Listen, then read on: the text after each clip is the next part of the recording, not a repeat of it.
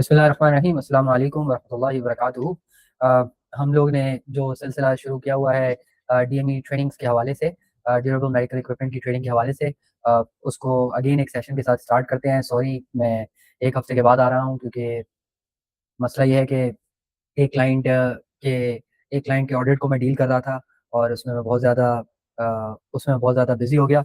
और वो बेसिकली क्या ऑडिट था और मैंने उसमें से क्या आइडेंटिफ़ाई किया और और अभी वो एसएमआरसी का ऑडिट कहाँ तक पहुँचा है इसके बारे में मैं आपको बताऊँगा, ठीक है? बहुत यूज़फुल है। लेकिन वीडियो के एंड में बताऊँगा। अभी हम जो आज का टॉपिक है प्रायर ऑथराइज़ेशन को समझने की कोशिश करते हैं। अच्छा, प्रायर ऑथराइज़ेशन का सिंपल लफ्ज़ों में अगर मैं आप लोगों को मतलब बताऊँ, वो ये है कि जिस तरह हम किसी मुल्क के अंदर एंटर होते हैं या हमें किसी मुल्क जाना होता है तो उसके लिए हमें वीज़ा चाहिए होता है। सो इसी तरीके से कुछ डीएमई के पर्टिकुलर प्रोडक्ट्स के जिनमें बहुत ज़्यादा स्कैम्स हुए हैं और बहुत ज़्यादा इम्प्रॉपर बिलिंग हुई है, उसमें डीएमई ने ये वीज़ा वाला सिस्टम लगा दिया है। आसान लफ्ज़ों में समझने के लिए है कि आपको इन प्रोडक्ट्स को पेशेंट को सर्विस करने से पहले, डिलीवर करने से पहले, इंश्योरेंस को बिल करने से पहले, आपको इंश्योरेंस से पहले प्रायर ऑथराइज़ेशन लेनी पड़ेगी और वन्स के प्रायर ऑथराइज़ेशन अप्रूव्ड होती है और इसको बिलिंग की टर्मिनोलॉजी में अफ़र्मेशन कहते हैं। आपके पास अफ़र्मेशन नंबर आ जाता है, उस अफ़र्मेशन के साथ आप फिर क्लेम को बिल करोगे, ठीक है? और अगर आपकी प्रायर ऑथराइज़ेशन डिनाइड हुई है, सो दैट मीन्स कि ये नॉन अफ़र्मेशन है, ठीक है? मेडिकल टर्मिनोलॉजी में। सो सब इससे पहले कि हम प्रायर ऑथराइज़ेशन को आगे जाके इन डेप्थ और डिटेल में समझें, अंसर भी आज हमारे साथ मौजूद हैं अगेन। और अंसर, अस्सलाम वालेकुम, क्या हाल है? कैसे हो आप? खैरियत से हो? वालेकुम सलाम, अल्हम्दुलिल्लाह उस्मान भाई। अंसर, प्रायर ऑथराइज़ेशन का आज का जो हमारा सेशन है, इसके हवाले से आप कुछ बात करना चाहोगे? अ, बस यही ऐड ऑन करना चाहूँगा कि वे बहुत इम्पोर्टेंट रोल होता है इसका डीएमई में, कि इसके बगैर हम लोग बिलिंग नहीं कर सकते और इसमें डिनायल रेशियो ज़्यादा हो जाता है अगर हम लोग इसको नहीं समझ सके तो। तो ये इम्पोर्टेंट है। ओके, ज़बरदस्त। सो सबसे पहले हम ट्रेडिशनल मेडिकेयर की प्रायर ऑथराइज़ेशन को समझने की कोशिश करते हैं। जो मेडिकेयर एफएफएस होता है, मेडिकेयर एफएफएस ने अपने 3 से 4 प्रोडक्ट की कैटेगरीज़ जो हैं, उसमें ये प्रायर ऑथराइज़ेशन लगाया हुआ है कि आप प्रायर ऑथराइज़ेशन के बगैर आप उसको बिल नहीं कर सकते, उन प्रोडक्ट्स को। आपको पहले इंश्योरेंस को डॉक्यूमेंट्स, मेडिकल नोट सबमिट करने पड़ेंगे पेशेंट के, और वन्स के उनका सिस्टम ये आइडेंटिफ़ाई करता है कि मेडिकल नेसेसिटी है और ये रीज़नेबल है, सो देन वो आपको अफ़र्मेशन देंगे और उस अफ़र्मेशन से आप आप बिल कर सकते हो। ओके, तो ट्रेडिशनल मेडिकेयर में क्या है कि आपको जो प्रायर ऑथराइज़ेशन सबमिट करनी होती है, वो आपने मेडिकेयर एडमिनिस्ट्रेटिव कॉन्ट्रैक्टर आपकी जुरिसडिक्शन में जो भी है, आपको उसको सेंड करनी होती है। और जो सीएमएस का 0057F पे रिफॉर्म है, ये basically prior authorisation Medicare advantage plans की होती हैं। इनके 2026 में रूल्स भी चेंज हुए हैं और ये मेडिकेड के लिए होती है और ये चिल्ड्रन हेल्थ प्लान के लिए होती है और क्यूएचपी पेयर्स के लिए भी ये वाली प्रायर ऑथराइज़ेशन होती है। ऑफ कोर्स इनमें मेडिकेयर के ट्रेडिशनल मेडिकेयर के तो आपको पता है कि rules all over the state same रहते हैं। लेकिन ये जो प्रायर ऑथराइज़ेशन सीएमएस 0057 वाली है, तो इसमें हर पेयर की अपनी पॉलिसी होती है जो कि थोड़ी बहुत डिफरेंट होती है, तो वो देखनी पड़ती है और आपको प्रायर ऑथराइज़ेशन जो सबमिट करनी पड़ेगी, वो पेयर के पोर्टल में सबमिट करनी पड़ेगी। अगर मेडिकेयर एडवांटेज का फॉर इंस्टेंस यूएचसी प्लान है, तो आपको यूएचसी के पोर्टल पे सबमिट करनी पड़ेगी, ह्यूमैना है तो ह्यूमैना पे करनी पड़ेगी। और इसी तरीके से मेडिकेड, आपको पता है कि हर स्टेट का मेडिकेड अलग होता है, मेडिकेयर की तरह नहीं होता। तो अगर फॉर इंस्टेंस टेक्सास का मेडिकेड है तो टीएमएचपी को सबमिट करनी पड़ेगी। इसी तरीके से इलिनॉय का मेडिकेड है तो इलिनॉय मेडिकेड को सबमिट करनी पड़ेगी। ठीक है? और ये वाइज़र पायलट क्या भला है? वाइज़र पायलट बेसिकली ये एक एआई बॉट और एआई असेसमेंट मेडिकल नोट्स का एक सिस्टम है कि जो सीएमएस ने अब एक अपने 6 स्टेट्स के अंदर ये 2025 से 2026 जनवरी 15 से ही जो है ना इसको सर्विस में लगा दिया है। और ये ऑटो पायलट है, ये एआई बॉट की तरह है, ये नोट्स को पढ़ता है और उसके बाद फिर जो है ना वो अफ़र्मेशंस देता है। लेकिन क्योंकि इसमें बहुत ज़्यादा बहस हुई है, स्टेक होल्डर्स ने बहुत ज़्यादा लिटिगेशंस करी हैं, सो इस वजह से अभी मेडिकेयर ने इसके जो भी डिनाई करता है वाइज़र पायलट किसी भी प्रायर ऑथराइज़ेशन को, सो उसके साथ एक जो क्लिनिकल मेडिकल प्रैक्टिशनर होता है, उसके नोट्स उसने मैंडेटरी कर दिए हैं कि अगर मतलब कोई भी पायलट किसी भी प्रायर ऑथराइज़ेशन को डिनाई करेगा, सो होगा क्या? होगा ये कि जो क्लिनिकल मेडिकल प्रोफेशनल होगा, वो बेसिकली उसके नोड्स भी साथ देगा। तो मतलब सिर्फ एआई ने डिनाई नहीं किया, उसको रीवेरीफाई एक क्लिनिकल स्पेशलिस्ट ने भी किया है। सो वाइजर पायलट बेसिकली इनका ये नया सिस्टम है जो ये 6 स्टेट्स में लगा चुके हैं, और ये सिर्फ अभी ट्रेडिशनल मेडिकेयर के ऊपर काम कर रहा है। ये मेडिकेयर एडवांटेज और मेडिकेड के ऊपर काम नहीं कर रहा है राइट नाउ। और सीएमए 0057 जो है ये प्रायर ऑथराइजेशन है मेडिकेयर एडवांटेज, मेडिकेड और चिल्ड्रन हेल्थ प्लान के लिए। और ट्रेडिशनल मेडिकेयर जो क्लासिक डीएमईपीएस की प्रायोरिटाइजेशन होती है, ये मेडिकेयर एडमिनिस्ट्रेटिव कॉन्ट्रैक्टर को हमें सबमिट करनी होती है। और वंस के हमारे पास उनका यूनिक ट्रांजैक्शन नंबर आ जाता है, मतलब अफर्मेशन में जो हमें एक नंबर मिलता है मतलब अप्रूव या डिनाइड का, उसको यूटीएन कहते हैं। ठीक है, ये आपने याद रखना है। ना कि यूटीएन नंबर सिर्फ अफर्मेशन का ज़रूरी होता है, बल्कि नॉन अफर्मेशन का भी होता है, क्योंकि आगे अपील करने के लिए आपको नॉन अफर्मेशन के नंबर को सेव करना लाज़मी है। अगर वो आपके पास सेव नहीं है, तो आगे जाके फिर प्रॉब्लम्स और इश्यू आएँगे। ठीक है? सो डीएमई प्रायर ऑथराइजेशन के वर्कफ्लो को समझने की कोशिश करते हैं। इसमें सबसे पहले ये है कि अ, हमें ये चेक करना होगा कि पेशेंट की एलिजिबिलिटी क्या है और उसके पास एक्टिव बेनिफिट्स क्या है। मैंने आपको बताया था एलिजिबिलिटी और वेरिफिकेशन ऑफ बेनिफिट में फ़र्क है। एलिजिबिलिटी का मतलब ये है कि प्लान उसका एक्टिव है या उसका प्लान एक्टिव नहीं है, और वेरिफिकेशन ऑफ बेनिफिट्स का मतलब ये है कि उसके उस प्लान के अंदर उस पर्टिकुलर बेनिफिट की कवरेज है या नहीं है। ठीक है? तो हमें ये दोनों चीज़ें देखनी होंगी, वेरीफाई करनी होगी। उसके बाद जो है ना हम डॉक्यूमेंटेशन को गैदर करेंगे। अच्छा, अब हमें डॉक्यूमेंटेशन में क्या गैदर करना है, देखो आप लोग को याद रखना है, डीएमई में जो इम्पोर्टेंट डॉक्यूमेंट होते हैं ना, वो सिर्फ 5-6 होते हैं। अगर आपके पास ये 5-6 डॉक्यूमेंट्स हैं, आप ऑडिट रेडी बैठे हो, आपके पास ऑडिट कंप्लीट डॉक्यूमेंट है, कल आपके पास ऑडिट आएगा, आप परसों सारे डॉक्यूमेंट सबमिट करा दोगे। उसमें क्या है, ये स्टैंडर्ड रिटन ऑर्डर होता है, जो मेडिकेयर की गाइडलाइंस हैं, कि जिसमें पेशेंट की इन्फॉर्मेशन होती है और हिक्स-पिक कोड्स होते हैं, और उसके अलावा डॉक्टर का साइन होता है, और डॉक्टर और प्रिस्क्रिप्शन की डेट होती है। ठीक है? सो ये 4-5 चीज़ें स्टैंडर्ड रिटन ऑर्डर में होती है। अब एक गलती लोग ये भी करते हैं, जो मैंने अमूमन देखी है, वो ये करते हैं कि स्टैंडर्ड रिटन ऑर्डर में डायग्नोसिस कोड भी डाल देते हैं, हालाँकि कोई मेडिकेयर की गाइडलाइन नहीं है, और मेडिकेयर के ऑडिटर्स जो है वो कभी भी जो है ना उन डायग्नोसिस कोड्स को देखकर ऑडिट नहीं करते हैं। उसकी मिसाल ये है कि मेडिकेयर का जो सिस्टम है, वो सिस्टम ये कहता है कि जो मेडिकल नेसेसिटी अप्रूव होगी, वो चार्ट नोट्स के, मतलब प्रोग्रेसिव नोट्स के डायग्नोसिस से अप्रूव होगी, और फेस टू फेस शीट से अप्रूव होगी, ना कि स्टैंडर्ड रिटन ऑर्डर के। स्टैंडर्ड रिटन ऑर्डर में जितने भी हिक्स पे कोड लिखे हुए हैं, उनकी कोई इतनी ज़्यादा वैल्यू नहीं होती, बिल्कुल भी उनकी वैल्यू नहीं होती। ठीक है? सो लोग मतलब ये गलती करते हैं कि वो स्टैंडर्ड रिटन ऑर्डर के ऊपर डायग्नोसिस कोड्स लिख देते हैं, और वो रिफ्लेक्ट ही नहीं हो रहे होते चार्ट नोट्स या फेस टू फेस शीट के ऊपर। सो ये एक प्रॉब्लम है, ये एक इश्यू है। ठीक है? और ये सही कंप्लायंट तरीका नहीं है। एनीवेज़, ये जो फेस टू फेस और क्लिनिकल नोट्स होते हैं, जिनको चार्ट नोट्स भी बोलते हैं, प्रोग्रेसिव नोट्स भी बोलते हैं, मेडिकल नोट्स भी बोलते हैं। अच्छा, फेस टू फेस शीट क्या होती है? फेस टू फेस एनकाउंटर ये होता है कि एक पेशेंट डॉक्टर के पास गया, और डॉक्टर ने उसको असेस किया और उसका एक प्लान प्लान बनाया। सो उसकी एक फेस टू फेस शीट बनती है, और उस फेस टू फेस शीट में उसका पूरा असेसमेंट होता है, उसके वाइटल्स होते हैं, उसके अलावा जो भी मेडिकल प्लान उसको रिकमेंड होता है, वो होता है। और ये जो है ना, आप समझो कि उसके मेडिकल नोट्स का ही हिस्सा होते हैं। ठीक है? और दूसरी चीज़ जो है ना, ये क्लिनिकल नोट्स और प्रोग्रेसिव नोट्स होते हैं, जिसमें सारे लॉग्स जो पेशेंट की प्रोफाइल के होते हैं, उसकी हेल्थ के प्रोफाइल के, वो मैनेज हो रहे होते हैं। ठीक है? तो मतलब क्लिनिकल नोट में, प्रोग्रेसिव नोट में उसके सारे जो मेडिकल कंडीशंस हैं, वो होती है, और फेस टू फेस एनकाउंटर जो होता है ना, जो उसका रीसेंट एनकाउंटर होता है, उसमें जो असेस्ड हुआ होता है, और उसमें जो प्लान प्लान डॉक्टर ने रिकमेंड किया होता है, वो होता है। ये जो 2 आप कह लो कि डॉक्यूमेंट्स हैं ना, ये सबसे ज़्यादा ज़रूरी होते हैं, कि जिनसे मेडिकल नेसेसिटी बनती है। मेडिकल नेसेसिटी ना स्टैंडर्ड रिटन ऑर्डर से बनती है, ना सीएमएन जो सर्टिफिकेशन ऑफ मेडिकल नेसेसिटी होता है, उससे बनती है, क्योंकि 2023 में वो मेडिकेयर ने बंद कर दिया था, क्योंकि लोग उसका गलत फ़ायदा उठा रहे थे। सो अभी ऐसे एक एक डॉक्यूमेंट अडेंडम है, जिससे मतलब फॉर इंस्टेंस आपको ऑर्डर आया, और चार्ट नोट्स, क्लिनिकल नोट्स और फेस टू फेस शीट में मेडिकल नेसेसिटी अप्रूव नहीं हो रही, लेकिन एक चार्ट नोट्स में या प्रोग्रेसिव नोट में एक डायग्नोसिस कोड ऐसा है, कि जिसको आपको लगता है कि डॉक्टर ऑफिस से आप पता करो कि भाई इसको आप स्पेसिफाई करो, आप देखो, क्योंकि मेडिकल नेसेसिटी अप्रूव नहीं हो रही है, पेशेंट को क्या कुछ और भी असेस हुआ था।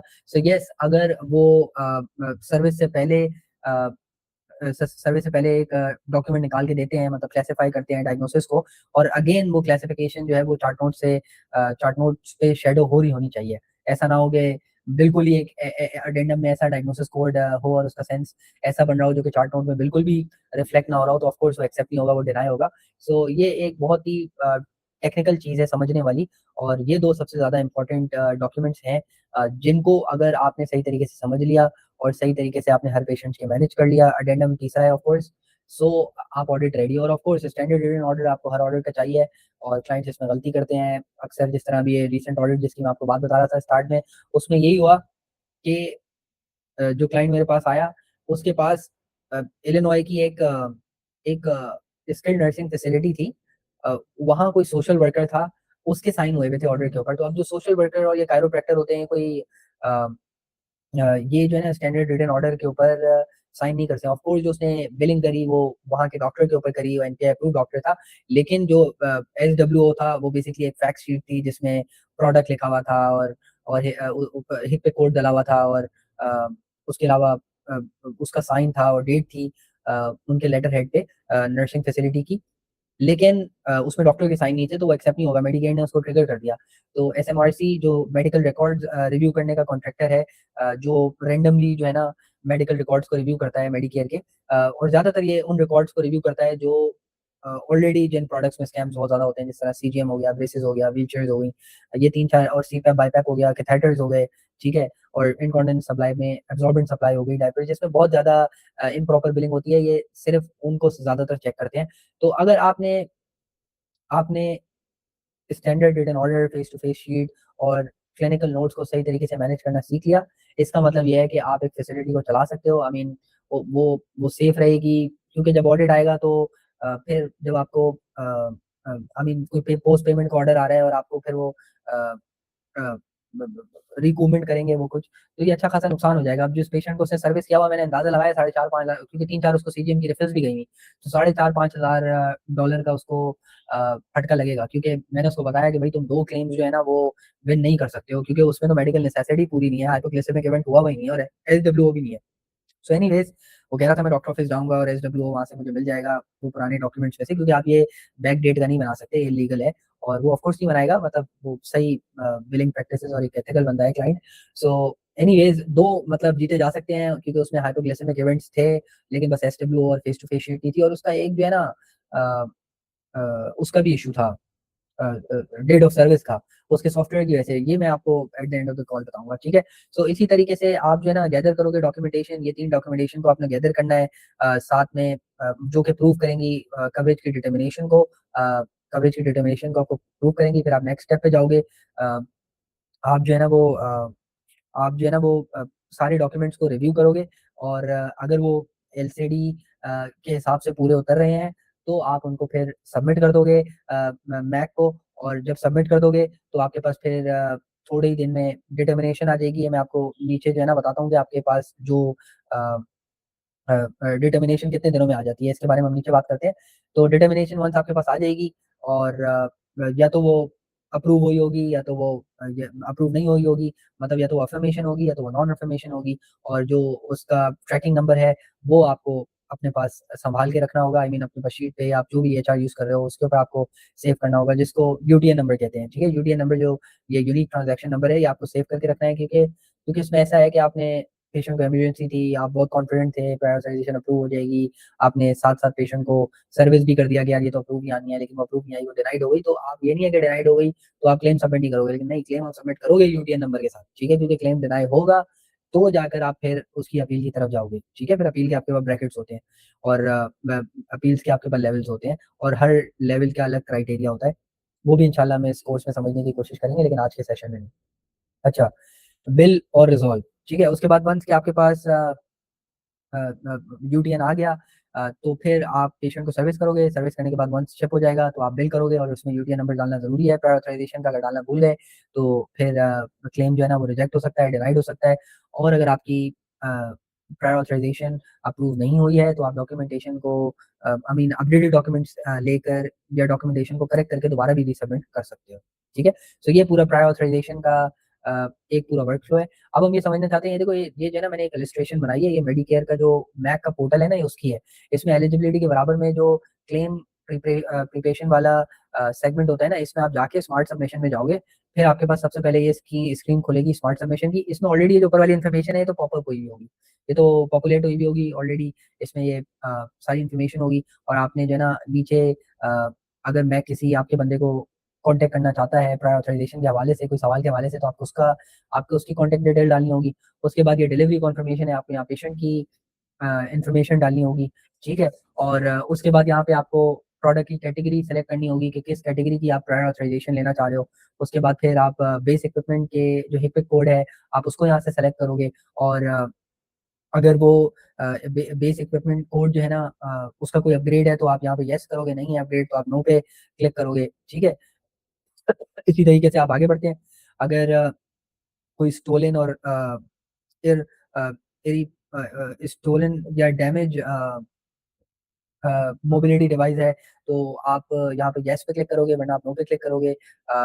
एक्सपीडिटेड रिक्वेस्ट का मतलब ये है कि अगर जल्दी है, कि मतलब कोई इमरजेंसी केस है और आपको जल्दी प्रायर ऑथराइजेशन का रिजल्ट चाहिए, यहाँ पे आपको याद रखना होगा कि आई मीन आप हर हर प्रायर ऑथराइजेशन के लिए एक्सपीडिटेड पे टिक लगाओगे, तो ये जो है ना एक रेड फ्लैग हो जाएगा, ठीक है?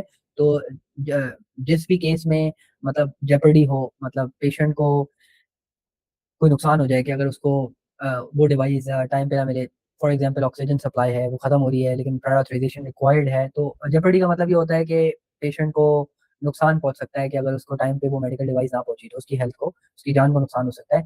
तो उसमें एक एक्सेप्शन है कि आप जो है वो एक्सपेडाइटेड रिक्वेस्ट पे येस कर सकते हो, और फिर उसका रिजल्ट आपको जल्दी आ जाता है, लेकिन आप हर बार नहीं कर सकते ये हर बार ये चीज़ आप नहीं कर सकते। और हाँ, अगर कोई जेपर्डी सिचुएशन है जिसमें पेशेंट को खतरा है, जिस तरह ऑक्सीजन सप्लाई है, तो आप उसमें कर सकते हो। और अगर ये इनिशियल सबमिशन है तो इनिशियल पे क्लिक करोगे, अगर रीसबमिशन है तो रीसबमिशन पे आप क्लिक करोगे। रीसबमिशन का मतलब ये है कि भाई नॉन इन्फॉर्मेशन हुई थी, डॉक्यूमेंटेशन आपने अपडेट करी है, मतलब आपको डॉक्यूमेंटेशन डॉक्टर ऑफिस से एडिशनल आई है, मतलब कोई और विजिट भी हुआ था पेशेंट का, उसमें नया असेसमेंट आया है, फिर आप रीसबमिशन उसके साथ करोगे। नेक्स्ट में स्टेप में क्या है कि आप मेडिकल रिकॉर्ड जो है ना, फेस टू फेस एग्जामिनेशन और मेडिकल रिकॉर्ड और written order prior to delivery, आप ये अपलोड करोगे, और उसके बाद फिर आप ये सबमिट करोगे। सबमिट करने के बाद आपको जो आपको जो रिजल्ट है वो अ, आपको जो रिजल्ट है वो आ जाएगा, ठीक है? सो या तो अफ़र्मेशन होगी, या तो वो नॉन अफ़र्मेशन होगी, ठीक है? अच्छा, अब हम ये समझने की कोशिश करते हैं, देखो डीएमई मैक है ना, मतलब जो ट्रेडिशनल मेडिकेयर है उसने पावर व्हीलचेयर्स के ऊपर प्रायर ऑथराइजेशन लगाई हुई है, और सर्टेन प्रेशर रिड्यूसिंग सर्विसेज के ऊपर उसने प्रायर ऑथराइजेशन लगाई हुई है, और लोअर लिम्ब प्रोस्थेसिस है उसके ऊपर लगाई हुई है, सर्टेन बोन ग्रोथ स्टिमुलेटर्स के ऊपर लगाई हुई है। और प्रायर ऑथराइजेशन ज़्यादातर तकरीबन सभी उन प्रोडक्ट्स के ऊपर होती है जो कि रेड फ्लैग में हो, जो कि ओआईजी की हिट लिस्ट के ऊपर जो प्रोडक्ट हों, जो कि $1000 से ऊपर की रिइंबर्समेंट है उनकी। जो $1000 से कम की रिइंबर्समेंट होती है ना, उनके ऊपर प्रायर ऑथराइजेशन रिक्वायर्ड नहीं होती। इसीलिए भी वजह है कि सीजीएम पे प्रायर ऑथराइजेशन इसलिए रिक्वायर्ड नहीं है, क्योंकि उसका जो बिल है ना वो $1000 से नीचे-नीचे का होता है 2 सप्लाइज़ के साथ। मतलब एक वो ई वाला कोड जाएगा क्योंकि इक्विपमेंट वाला, और सप्लाई वाला ए वाला कोड अ, A4239। सो $1000 से कम का बिल बनता है, ये भी एक वजह है कि उसमें प्रायर ऑथराइजेशन नहीं है, लेकिन आने वाले टाइम पे उसमें भी आने वाली है प्रायर ऑथराइजेशन। मेडिकेयर इस चीज़ के लिए रेडी हो चुका है, ठीक है? अच्छा, अब ये जो वाइज़र की वॉच लिस्ट है ना, जो वो वाइज़र एआई बॉट है, जो कि काम कर रहा है ट्रेडिशनल मेडिकेयर के 6 स्टेट्स में, वो ये वुंड केयर की जो सप्लाइज़ है ना, स्किन और टिश्यू सब्स्टिट्यूट्स हैं, ये इनके ऊपर काम कर रहा है ज़्यादा, इलेक्ट्रिकल नर्व सिम्युलेटर इम्प्लांट्स के ऊपर काम कर रहा है, और सर्जिकल इनकॉन्टिनेंस कंट्रोल डिवाइसेज़ के ऊपर काम कर रहा है। इनको इ इ इ ये इसकी वॉच लिस्ट पर हैं, ये 3 कैटेगरीज़, सही है?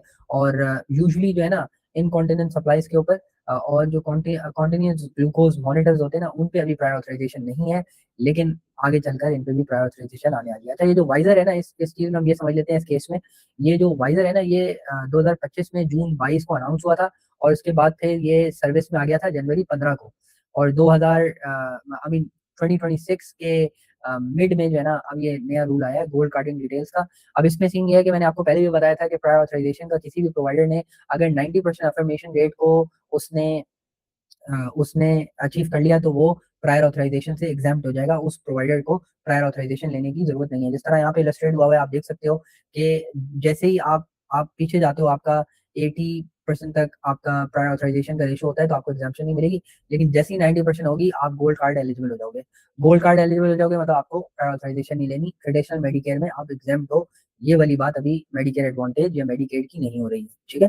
आप लोग का कोई भी सवाल है मुझसे कमेंट वगैरह में कर लिया करो, अब मुझे बहुत ज़्यादा ऑलरेडी मैसेजेस तो आना शुरू हो ही गए हैं, अब तो व्हाट्सएप पे भी आ गए हैं मैसेज। मज़ा आता है मुझे बात करके, कुछ लोग लिंक्डइन पे चले आते हैं, कुछ लोग व्हाट्सएप पे चले आते हैं, कुछ लोग कमेंट में आ जाते हैं, तो बड़ा मज़ा आ रहा है मुझे, नए-नए लोगों से मिलने का मौका मिल रहा है। एक बंदे ने मुझे शिकागो से कॉन्टैक्ट किया, एक ने मुझे कैलिफ़ोर्निया से कॉन्टैक्ट किया और अभी रिसेंटली भी मैंने देखा एक मेरे को मैसेज आया, उसको मैंने कहा कि मैं आपसे जल्दी बात करता हूँ। सो वो मुझे ऐसा लगता है कि डैलस का बंदा है, उसकी बात से मुझे ऐसा लगता है। सो एनीवेज़ रेड फ्लैग्स और कंप्लायंस गेट्स को डिस्कस कर लेते हैं।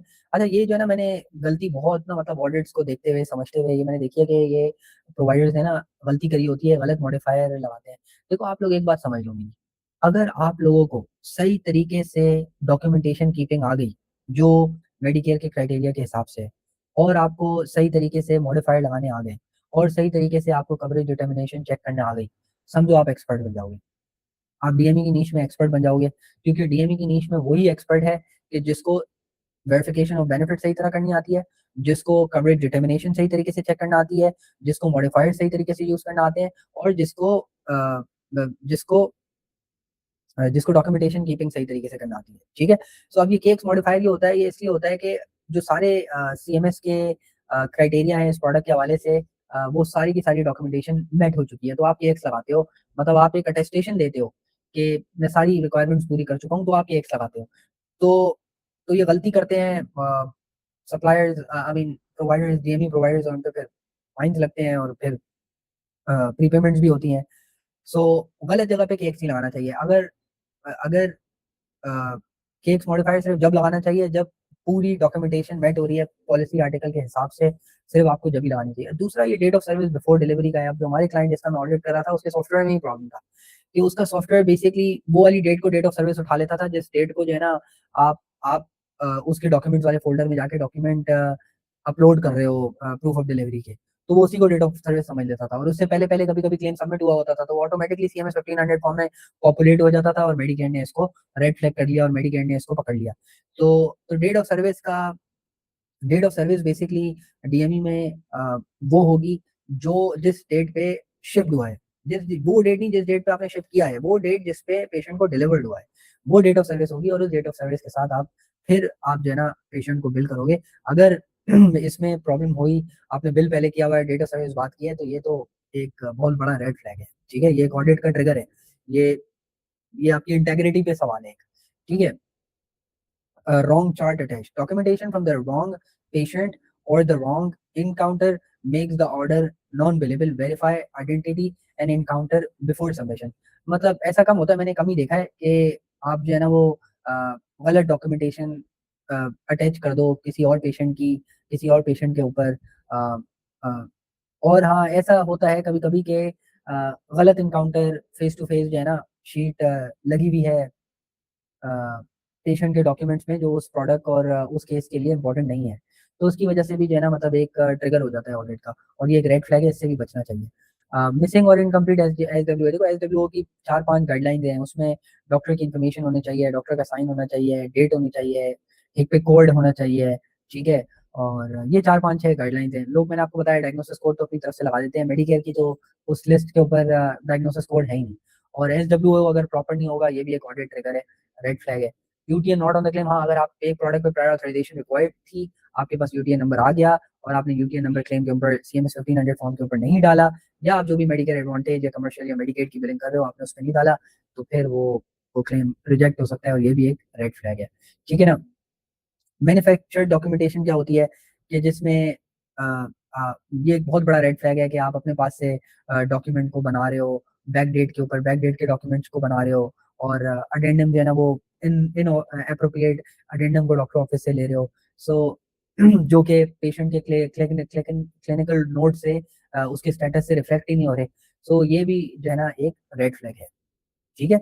सो आई थिंक यही है इस प्रायर ऑथराइजेशन वाले चैप्टर में और मुझे ऐसा लगता है कि आप लोग को काफ़ी इन्फॉर्मेशन आ गई होगी और अगर आप लोग के कोई सवाल भी होंगे तो आप लोग मुझसे पूछ सकते हो। आज की मैंने क्लास में स्लाइड्स नहीं रखी, मैंने ये आर्टिफैक्ट बनाया और मैं आप लोग के कमेंट का भी इंतज़ार करूँगा कि अगर आप लोग को ये अच्छा लग रहा है तो फिर हम आर्टिफैक्ट बना के ही उसी के ऊपर ट्रेनिंग्स किया करेंगे। लेकिन अगर आपको लगता है कि मैं वो स्लाइड्स बनाऊँ वो ज़्यादा अच्छी रहती हैं तो मैं फिर स्लाइड्स बना दूँगा। तो अब मैं उस क्लाइंट की आपको ऑडिट का बता देता हूँ कि भाई उस क्लाइंट का सीन ये हुआ कि एसएमआरसी ने 4 पेशेंट्स उसके सीजीएम के रिव्यू किए और उसमें ये प्रॉब्लम था कि चारों क्लेम के अंदर सीएमएस 1500 फॉर्म एडिशनल जो डॉक्यूमेंटेशन एडीआर उन्होंने रिक्वेस्ट किया हुआ था उसमें सीएमएस 1500 फॉर्म ही नहीं, सॉरी सीएमएस 1500 कह रहा हूँ, एसडब्ल्यू ही नहीं था, स्टैंडर्ड रिटन ऑर्डर ही नहीं था। ठीक है, और जो ऑर्डर था भी वो तो फैक्ट शीट थी और वो सोशल वर्कर ने साइन किया हुआ था तो वो एसडब्ल्यू नहीं था। और फिर जब मैंने उसका ऑडिट किया पता चला 2 की तो मेडिकल नेसेसिटी मेट हो रही है लेकिन 2 की नहीं हो रही। लेकिन जिन 2 की हो रही है उनकी फेस टू फेस शीट नहीं थी, मतलब उनका एनकाउंटर नहीं था और मॉडिफायर भी गलत लगा हुआ था। उन्होंने एक जगह केएफ मॉडिफायर गलत लगाया हुआ था जो कि सीजीएम प्रोडक्ट में जाता ही नहीं है, वो उस डिवाइस के ऊपर जो डेक्सकॉम की वो बिल कर रहे थे। तो मॉडिफायर्स की गलती थी, सीजी 2 पेशेंट में गलत लगाया हुआ था, सी वो और नीचे केक्स गलत लगाया हुआ था मॉडिफायर। उसके अलावा डेट ऑफ सर्विस मैंने आपको बताया उनके सॉफ्टवेयर का प्रॉब्लम था। ये एक बहुत बड़ा ट्रिगर है। मेडिकेयर तो ये जो एसएमआरसी का ऑडिट होता है ना पोस्ट पेमेंट का होता है, मतलब ये वो वाले पेशेंट्स का ऑडिट होता है जिसके मेडिकेयर ने आपको पैसे दे दिए। जब एसएमआरसी के ऑडिट पे चीजें ट्रिगर होती है ना फिर मेडिकेयर क्या करता है, फिर आप पे प्री पेमेंट का ऑडिट आता है, मतलब कि अब जो भी आप क्लेम सबमिट करोगे ना उस पर्टिकुलर प्रोडक्ट टाइप का पहले वो रिव्यू होगा और ट्रेनिंग होगी, उसकी ट्रेनिंग कॉल्स होती हैं, उसकी टीडीपी कॉल्स कहते हैं उसको, टीडीपी ट्रेनिंग प्रोग्राम्स होते हैं। उसमें वो आपको ट्रेन करते हैं, आपको सिखाते हैं, समझाते हैं ताकि आप ये गलती ना करो। और उसके बावजूद भी गलती आती है और कोई फ्रॉड या क्राइम या अब्यूज़ या वेस्ट बनता है तो फिर वो पिट एंड रिवोक करते हैं या फिर आप पर पेनल्टी लगाते हैं या फिर वो पूरी प्री पेमेंट पैसे वापस माँगते हैं। सो ये मतलब उसके कुछ मसले थे उस ऑडिट के जो मैंने अ, जो मैंने पॉइंट आउट किया, मैंने उसको रिपोर्ट बना के दी। मतलब अभी सिंपल है कि आप डॉक्टर ऑफिस जाओ, देखो कि पुराने डॉक्यूमेंट्स में क्या पता सीएमएस वो एसडब्ल्यू हो, क्योंकि आप नया तो बैकडेट पे नहीं बना सकते, ठीक है? और फेस टू फेस एनकाउंटर देखो, आपको क्या पता कि डॉक्टर ऑफिस के डॉक्यूमेंट्स में मिल जाए। और उसके अलावा आप सॉफ्टवेयर वाला मसला बताओ, सीएमएस को एड्रेस करो और उसके अलावा आप मॉडिफायर्स का भी बताओ कि हमसे गलती हो गई और इसी तरीके से कवरेज डिटर्मिनेशन का भी बताओगे, शुरू-शुरू के क्लेम्स थे हमसे गलती हो गई लेकिन आगे हम पूरी तरीके से चेक करके कर रहे हैं और जो 2 क्लेम्स हैं उनके पैसे वापस कर दो ताकि एक अच्छी क्रेडिबिलिटी बिल्ड हो जाए। सो ये था बेसिकली आज का सेशन और आज का प्रोग्राम और मुझे उम्मीद है कि आप जो-जो लोग एंड तक जुड़े होंगे अ, उनको बहुत सारी इन्फॉर्मेशन मिली होगी और अगर आप लोग के कुछ सजेशंस भी हों, तो वो सजेशंस भी आप लोग मेरे साथ शेयर कर सकते हो। मैं इंशाल्लाह कोशिश करूँगा फिर अगले सेशंस में उनको ऐड करने के लिए। अभी आगे जो हमारे नेक्स्ट सेशन जो होने जा रहे हैं वो सारे इन डिटेल होंगे, तो वो जब भी आप समझ पाओगे जब आपने पहले की वीडियोस देखी होंगी क्योंकि उसमें बेसिक कॉन्सेप्ट्स हैं। सो सो इंशाल्लाह बहुत सारी चीज़ें ऐसा होता है कि ऑफ कोर्स आप नई इंडस्ट्री में आते हो, चीज़ों को सीखने की कोशिश करते हो, समझने की कोशिश करते हो तो आपके ज़हन से निकलती हैं और ये एक नेचुरल फिनोमेना है, इसमें कोई टेंशन लेने वाली बात नहीं है। जैसे-जैसे कोर्स आगे बढ़ता है और आप साथ-साथ प्रैक्टिकल भी कर रहे होते हो, तो फिर वो चीज़ आसान हो जाती है आपके लिए। वो फिर आपको समझ में आने लगता है। अगर आप सिर्फ कोर्स कर रहे हो और प्रैक्टिकल नहीं कर रहे हो, किसी एजेंसी में काम नहीं कर रहे हो, so then there is a problem, okay? So अगर आप प्रैक्टिकल भी कर रहे हो साथ-साथ और कोर्स भी कर रहे हो और अपनी तरफ से भी रिसर्च कर रहे हो, इन डेप्थ जाने की कोशिश कर रहे हो, मेरी भी कुछ गलतियाँ निकाल रहे हो, तो इसका मतलब ये है कि you are on the right track, ठीक है? सो अंसर आप कुछ ऐड करना चाहोगे?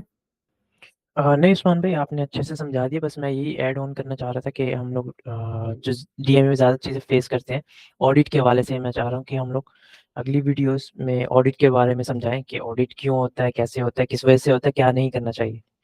तो उस पे हमें वीडियो शूट करनी चाहिए। देखिए, बा आपने बहुत ज़रूरी बात करी है और बहुत ही आप कह लो कि इम्पोर्टेंट बात करी है आपने। देखो अब एआई का एरा आ चुका है और अब प्लेयर्स के पास जो है ना एआई बॉट्स हैं, उनके पास पूरी एक्टिविटी है, प्रोवाइडर जिस हिसाब से बिलिंग कर रहा है। अब जैसे हमने स्को पायलट की जो हमने बात करी है, वाइज़र के पायलट की बात करी है, क्या एआई बॉट ही तो है, हुँ, एआई असिस्टेंट ही तो है। हुँ, तो वो बेसिकली क्या करते हैं कि वो पहले क्लेम रिव्यू करते हैं आपके और अगर उनमें कोई भी रेड फ्लैग होता है तो फिर वो ऑडिट भेजते हैं कि भाई इसकी डॉक्यूमेंटेशन भेजो, इसका हमें जवाब भेजो क्योंकि जो क्लेम आपने सबमिट किया है, हमें ऐसा लग रहा है कि इसमें प्रॉब्लम है। और फिर जब आप डॉक्यूमेंटेशन भेजते हो और डॉक्यूमेंटेशन में ही मेडिकल नेसेसिटी मैच नहीं होती या डॉक्यूमेंटेशन में दिख रहा होता है कि यार डॉक्यूमेंटेशन पूरी नहीं है और केस मॉडिफाइड लगाया हुआ है और डेट ऑफ सर्विस का कोई इश्यू होता है अ, या फिर फेस टू फेस शीट नहीं होती, तो ज़ाहिर-सी बात है फिर वो ऑडिट ट्रेल जो है वो आगे बढ़ती है और फिर एसएमआरसी से ऑडिट आगे जाता है। सो कहने का मकसद ये है कि हाँ वो हमेशा जो है ना मैंने ये समझा है और सीखने की कोशिश करी है, समझने की भी कोशिश करी है कि मुझे जो लगता है वो ये है कि आपका आप आप डीएमई को रन कर रहे हो ना, आपका जो प्रोडक्ट है ना, वो आपका प्रोडक्ट डॉक्यूमेंट्स है। अगर आपको डॉक्यूमेंट सही तरीके से मैनेज करने नहीं आए ना, आपको अगर कवरेज डिटरमिनेशन चेक करने नहीं आई, अगर प्रायर ऑथराइजेशन आपकी, अब तो देखो भाई, आप प्रायर ऑथराइजेशन भी तो एआई से कर सकते हो ना, आप कवरेज डिटरमिनेशन भी तो एआई से चेक कर सकते हो ना। अब तो आई मीन चीज़ें इतनी आसान हो गई हैं जिसकी हद नहीं। पहले तो वो सारे नोट्स को रिव्यू करना पड़ता था और उनमें ढूँढनी पड़ती थी ऐसे डायग्नोसिस कोड जिससे मेडिकल नेसेसिटी बनती है। अब तो आप अपने एआई बॉट्स बना सकते हो जो आपके लिए हेल्पफुल हो। उसके बाद भी अगर 90% आपका प्रायर ऑथराइजेशन का रेशो नहीं है और आप डॉक्यूमेंटेशन सही तरह कलेक्ट नहीं कर रहे हो, और उसके बाद फिर रिव्यू रिक्वेस्ट और एडिशनल डॉक्यूमेंटेशन की जो रिक्वेस्ट आती है वो मेडिकेयर की तरफ से आ रही है और वो रेड फ्लैग हो रही है, तो इसका मतलब ये है कि तो प्रॉब्लम है ना सिस्टम के अंदर। तो ये चीज़ इम्पोर्टेंट है। ऑडिट तो आते हैं, वो रिव्यू तो करेंगे, ज़ाहिर-सी बात है कि फेडरल पैसा है उसमें, उसमें सिटिज़न्स का पैसा इंक्लूड है। मेडिकेयर का सीन यही है, मैंने आप लोगों को पहले भी बताया था कि वो पहले पे करते हैं, चेज़ बाद में करते हैं, ताकि पेशेंट को जल्दी सर्विस मिल जाए, उसको सर्विस रेंडर हो जाए और कोई हेल्थ में इश्यू ना आए, लेकिन वो बाद में चेज़ करते हैं, जिसकी वजह से ये इतने ज़्यादा स्कैम्स होते हैं। और ये जो इन्होंने सिक्योरिटी गार्ड, प्रायर ऑथराइजेशन का आप सिक्योरिटी गार्ड बोल लो या इसको वीज़ा बोल लो, ये इन्होंने लगाया यही है कि यार इतने ज़्यादा स्कैम्स हो रहे थे और इतनी ज़्यादा अ जब वो चेज़ करने पे जाते थे तो पता चलता था कि यार मिलियंस ऑफ डॉलर्स की बिलिंग हो चुकी है और बंदा शेल कंपनी और स्टोर ओनर्स स्टोर ओनर था शेल कंपनी का और वो भाग चुका है और पैसे अब वो किसी से भी रिकवर नहीं हो सकते। सो उन्होंने जो बिल्कुल ही जिनमें ज़्यादा ज़्यादा स्कैम्स होते थे उनमें प्रायर ऑथराइजेशन लगाई, लेकिन अब लोग भी, अब ज़ाहिर-सी बात है वो एक जगह गार्ड बिठाते हैं, अब जो लोग इस तरह का काम करते हैं वो दूसरे प्रोडक्ट पे चले जाते हैं। अब वो दूसरे प्रोडक्ट में मिलियंस ऑफ डॉलर्स की बिलिंग हो जाती है, मेडिकेयर उसमें प्रायर ऑथराइजेशन लगा देता है। ठीक है, तो ये प्रायर ऑथराइजेशन तो शुरू एक प्रोडक्ट से हुई थी, मेरे ख्याल से व्हीलचेयर से स्टार्ट हुई थी। अभी आगे-आगे पहुँच-पहुँच के पता नहीं कहाँ तक पहुँच गई है, ठीक है? तो ये सीन है। सो आंसर ये बात है। Okay, okay. ठीक है, तो हम इंशाल्लाह फिर इस सेशन को यहीं पे क्लोज़ करते हैं और फिर नेक्स्ट सेशन में इंशाल्लाह जल्दी मुलाकात होगी आप लोगों के साथ और नई-नई इंटरेस्टिंग चीज़ें इंशाल्लाह हम लोग लेते हुए आते रहेंगे और मैं आपको विज़न और प्लान आप लोग को मैं पहले ही बता चुका हूँ। एक तो मुझे बहुत खुशी हो रही है कि मुझे नहीं लगता था कि इतने सब्सक्राइबर बढ़ जाएँगे, इतने कमेंट्स आएँगे, लोग लाइक करेंगे, मैसेजेस आएँगे। तो ये सब कुछ मेरी सोच से ज़्यादा है, मतलब मैं इतना एक्सपेक्ट नहीं कर रहा था और यही वजह है कि मुझे और मोटिवेशन मिल रही है वीडियोज़ बनाने की और मैं ये आपसे वादा कर रहा हूँ कि कि मैं नहीं कर रहा अभी बाद में देखेंगे। मैं वादा वापस ले रहा हूँ कि मैं इसको बहुत ही एडवांस लेवल के ऊपर ले जाऊँगा। मतलब मैं केस स्टडीज़ को ले आऊँगा क्लाइंट की, ऑफ कोर्स उनसे परमिशन लेके और पीएचआई को हटा के, क्योंकि उसमें जो है ना वो कंप्लायंस इश्यू होता है। तो ऑडिट्स हो गए, मतलब मैं अगर ये डीएमई का, वैसे तो ये बेसिक कोर्स 17 चैप्टर्स में और 17 हम वीडियोज़ में हम पूरा करेंगे। लेकिन अगर मुझे मौका मिला अगली 20 बनाने का तो आप समझो कि नेक्स्ट लेवल हो जाएगा और अगर ये किसी ने पूरा कोर्स कर लिया और 2-3 बार कर लिया और चीज़ों को गहराइयों से समझ लिया तो वो फिर डीएमई का एक्सपर्ट हो जाएगा। और उसमें फिर ऑफ कोर्स हमारा प्रोवाइडेड रिलेशनशिप का कोर्स है, उसमें मतलब डीएमई में जितनी भी गिग्स इन्वॉल्व हैं, जितने भी सेगमेंट्स हैं, एक-एक, क्योंकि हम लोग तो 10 साल से हैं, लेकिन फिर भी एक्सपर्ट नहीं है, रोज़ सीखने की चीज़ें मिलती हैं, पॉलिसीज़ भी चेंज हो रही होती हैं और मैंने आपको शुरू दिन पहली वीडियो में कहा था कि मैं जो है ना आया हूँ अ, आया हूँ यहाँ पर सीखने के लिए भी, ना कि सिर्फ़ सिखाने के लिए, क्योंकि जब मैं सेशन के लिए प्रिपेयर करता हूँ, ये सारे आर्टिफैक्ट्स और सब कुछ बनाता हूँ, तो बहुत सारी चीज़ें मेरे सामने आती हैं जिनसे मेरे कॉन्सेप्ट्स और अच्छे होते हैं, ठीक है? तो मैं आपके सामने क्यों ऐसे एक्सपर्ट बन के बैठूँगा, मैं बहुत एक्सपर्ट हूँ। So yes this is so बहुत ज़्यादा बातें हो गई, थैंक यू सो मच आप सबका कि आप लोगों ने इतने सुकून से बैठ के, तहम्मुल के साथ बैठकर इस सेशन को सुना और मैं पहले भी कह चुका हूँ कि ये चैनल और ये वीडियोज़ उन लोगों के लिए ही हैं जिनके पास अटेंशन स्पैम हो, जो संजीदा लोग हों। तो अगर आप उनमें से हो कि जो अब तक वीडियो देख रहे हो, तो इसका मतलब ये है कि आपका अटेंशन स्पैम बहुत अच्छा है और अब आप दुनिया के उन 5% लोगों के में हो जिनका अटेंशन स्पैम इतना है, क्योंकि अब लोगों का अटेंशन स्पैम इतना नहीं है। हुँ, हुँ। ओके, सो फिर इंशाल्लाह मुलाकात होती है। जज़ाकल्लाह खैर। अस्सलाम वालेकुम व रहमतुल्लाहि व बरकातहू। अल्लाह हाफ़िज़।